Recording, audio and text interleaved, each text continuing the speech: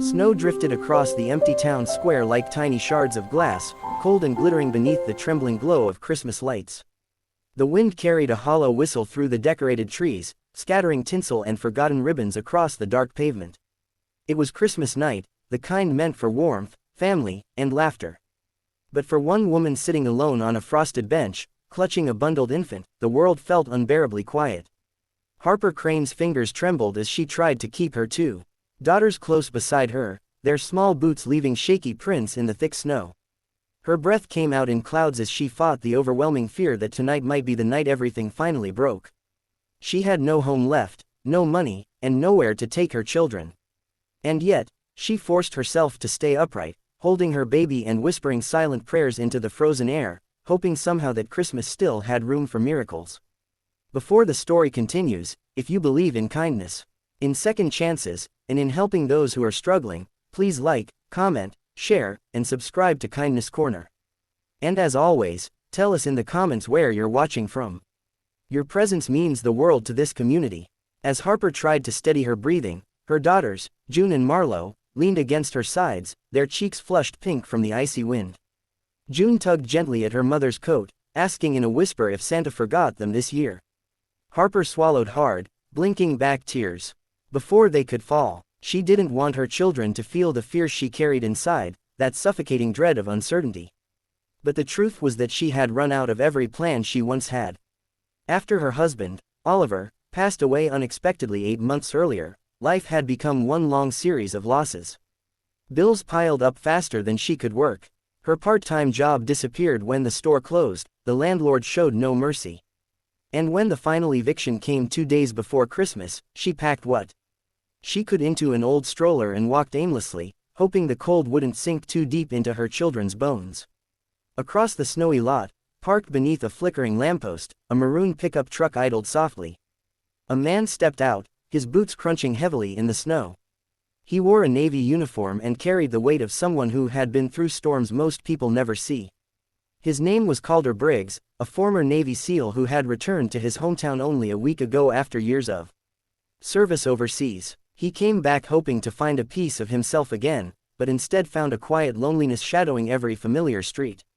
His service dog, a German shepherd named Arrow, walked faithfully by his side, alert and watchful. Calder had been driving through town, letting memories guide him when he saw the silhouette on the bench. Something about the way the woman hunched forward, the way the 2 little girls pressed against her, and the faint movement of a baby in her arms made him slow the truck. At first, he hesitated. People had their lives, their walls, their boundaries. But then he noticed the tremble in her shoulders, the way her coat wasn't enough for the bitter cold, and how the children's hats were pulled down, almost covering their eyes to protect them from the wind. Something stirred inside him, a deep, persistent pull he couldn't ignore. He approached slowly, Arrow remaining by his side, sensing the tension and sadness in the air. Harper looked up the moment she sensed footsteps, her eyes cautious, wide, tired. Calder could see the fear there, the uncertainty, but he also saw strength, something quiet but enduring in the way she held her children. Their gazes met, and in that instant, the world seemed to pause, the falling snow blurring everything except this moment where 2 broken paths unexpectedly crossed. Calder didn't speak right away. He noticed how June's small hand tightened around Harper's sleeve, how Marlo pressed closer and how the baby stirred, letting out a soft cry that pierced through the cold night. Harper tried to soothe the infant, whispering apologies though it wasn't her fault. Calder felt something twist inside him, an ache he hadn't felt since losing several teammates in deployment. He had promised himself he would never stand by when someone needed help. And now here he was, watching a mother fight a battle she shouldn't have to fight alone. He knelt down so he wouldn't tower over the girls, letting Arrow sit beside him. The dog's calm presence brought a small moment of ease to Harper's frightened daughters. Calder's voice, when he finally spoke, was gentle, steady, and warm in the frigid air. He asked if she was okay, though he already knew the answer. Harper tried to say she was fine, but the crack in her voice betrayed the truth she'd been trying to hide for months. She admitted in a quiet, embarrassed tone that they had nowhere left to go. She apologized again and again, as if her suffering were something she owed the world an explanation for. Calder felt anger, not at her, but at a life that could be so unforgiving. He reached out his hand, not forceful, not demanding, just offering, a gesture of compassion, of understanding. Snow gathered lightly on his sleeve as he held his hand out toward her. His voice was low but firm, filled with the sincerity of someone who meant every syllable. He told her she didn't need to apologize for surviving, and that no mother should be out here like this on Christmas night. Then, with a resolve that felt both instinctive and inevitable, he said the words that changed everything. "Come with me." Harper hesitated, trembling for more than just the cold. Trust didn't come easily anymore. Loss had carved deep places inside her, and every decision felt like stepping on thin ice.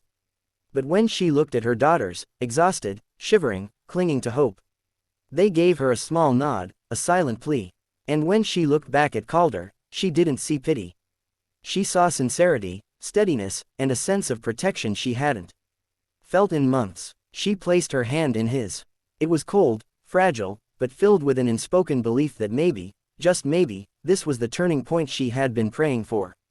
Calder guided them to his warm truck, helping the children get inside, brushing snow gently from their coats. Arrow hopped in last, settling at their feet like a guardian. Calder drove them not just somewhere warm, but to a place where the lights glowed brighter, the walls felt safe, and the air no longer stung with fear. He gave them blankets, food, and space to breathe again. For the first time in months, Harper felt the crushing weight of survival lift, even if only slightly. Before we continue to the emotional ending, if this story has touched your heart so far, please remember to like, share, comment, and subscribe to Kindness Corner. Your support helps bring more stories of hope to life. Days turned into weeks, and slowly, cautiously, Harper and her children began to heal. Calder didn't overwhelm them with kindness. He offered it, gently, consistently. He fixed the girls' broken boots, helped Harper find steady work, and made sure the baby had everything he needed. Harper began smiling again, not the forced kind, but real ones that reached her eyes. Calder found himself healing, too, discovering purpose in helping a family rediscover stability and hope. Christmas night had brought them together in darkness, but it also lit a path made of compassion, strength, and new beginnings. Before the story closes, please comment below and tell us which moment moved you the most. By spring, the snow melted into soft green grass, the air warmer, the sky brighter. Harper watched her children playing with Arrow in Calder's yard and felt something bloom inside her. A feeling she thought she lost forever. Gratitude, safety, and perhaps the first quiet spark of love. Calder stood beside her, hands in his pockets, watching the children with a soft smile. They didn't speak, but they didn't have to. Some miracles arrive softly without fanfare. Some families are found in the most unexpected moments. And sometimes a single act of kindness on Christmas night becomes the beginning of a lifetime of healing, hope, and heart.